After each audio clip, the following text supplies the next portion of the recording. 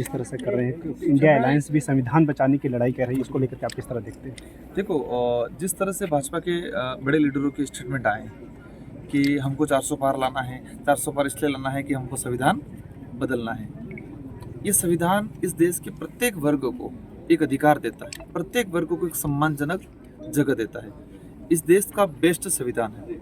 इस देश की विदेशों में तारीफ इसलिए होती है कि ये देश विविधताओं का देश है। विविधताओं का देश है इसलिए है कि अनेक जातियां, अनेक धर्म हैं, इसके बावजूद भी ये देश एकजुट है। और इस देश में शानदार संविधान है, विश्व का सबसे बड़ा संविधान हमारा संविधान है, जिस संविधान की वजह से इस देश के अंदर रहने वाले प्रत्येक वर्गों को एक सम्मान मिला, एक अधिकार मिला है। पिछड़ा हुआ आदमी, गरीब आदमी, एक आदिवासी को सम्मान मिला है। उस संविधान को बदलने की बात करती है भाजपा।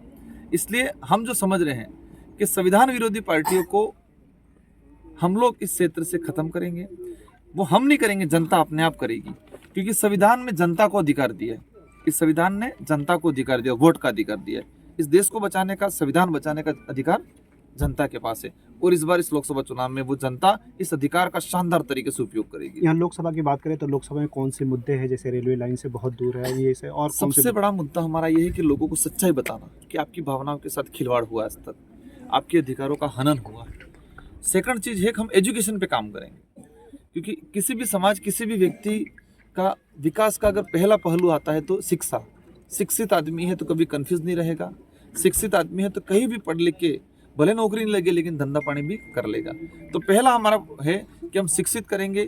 दूसरा चीज है कि यहाँ से गुजरात पलायन हो रहा है हमारा भाई, पूरे परिवार सहित घर का दरवाजा बंद करके गुजरात पलायन हो रहा है, इधर इधर मजदूरी पे जा रहा है। तो हम रोजगार को लेके काम करेंगे, रिजर्वेशन पॉलिसी पे काम करेंगे। जल जंगल जमीन की जो लड़ाई है, यहाँ का आदमी बिलाना चारा का पड़े जमीन पे बैठा हुआ है, उसको आज तक जमीन का पट्टा पूर्ण नहीं मिला है, उस चीज़ों पे हम काम करेंगे। उन सब पट्टे की बात इंडिया अलायंस कर रही है, न्याय यात्रा में राहुल गांधी ने में जिक्र है, लेकिन प्रधानमंत्री उसी को उल्टा करके दिखा रहे हैं कि आपके जो मंगलसूत्र होते हैं उसकी छीनने की बात भी कर रहे हैं इंडिया अलायंस वाले। प्रधानमंत्री आज आए थे, वो ये कह रहे हैं। देखो, एक देश के कह सकते हैं कि भाई एक सम्मानजनक पद पे बैठे हुए हैं, हम उस पद की गरिमा करते हैं। लेकिन मोदी जी जिस तरह से बोल रहे हैं, मोदी जी को कभी ये सोचना चाहिए कि मैं देश का प्रधानमंत्री हूँ, जुमलेबाज नहीं।